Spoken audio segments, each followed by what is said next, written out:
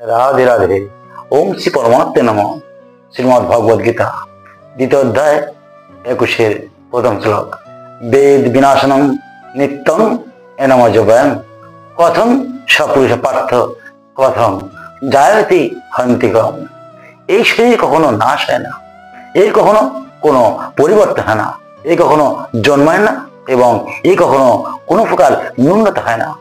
যে ব্যক্তি এটি সম্যকভাবে অনুভব করেন তিনি কেমন করে কাকে হত্যা করবেন বা করাবেন, অর্থাৎ অতঃপর অপর ব্যক্তিকে হত করতে বা হত করাবেন তার প্রবৃত্তি হবে না। তিনি কোনো ক্রিয়ার কর্তা হন না বা কারো দ্বারা করেও নেন না।